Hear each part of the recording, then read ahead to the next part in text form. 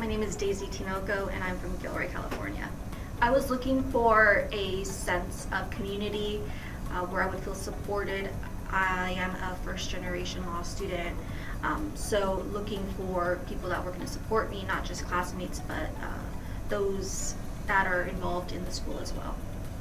I would say that if you're looking for a sense of community where people are looking to help you up and uplift you, not just students, but also faculty and administration, people that kind of go above and beyond what they're technically supposed to be doing or their duties entail. And if you're looking to get involved in clinics like the immigration clinic or bankruptcy, or even just trying to get involved in public policy, this is a great place to do that. I was involved in the Women of Color Collective as co-president. I was involved in the Latinx Student Association, LLSA, and as well as the Public Legal Services Society. I think that it was just, I was interested in so many things and I wanted to kind of see. I've been interested in public interest, so that was why I joined the Public Interest Legal Society. I am a woman of color, so I was really interested in that sense of community that I got from attending those RSO or the student organization events. And then I am Latina, so of course I was really interested in kind of being somewhere where I could still celebrate my culture away from home. I worked in admissions and it was the best decision that I've ever made.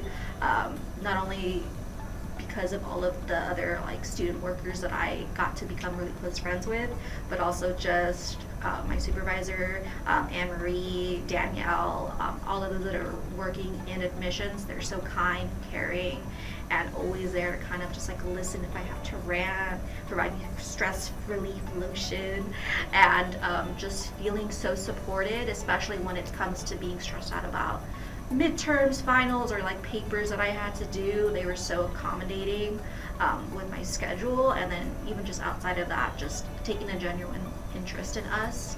And I think that is one of the best possible student or work study jobs you could get.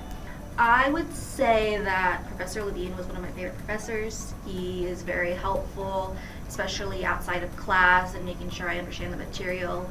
He was always so happy and willing to meet with me and kind of go over torts in general. And my family law professor, Professor Gisvana Rio, she was very helpful and always kind of catching up with me. And I remember one time I was not performing so well on quizzes, and then I went to go see her and I got assistance from her and I started to improve on those quizzes, and she actually sent me an email to congratulate me on doing and improving.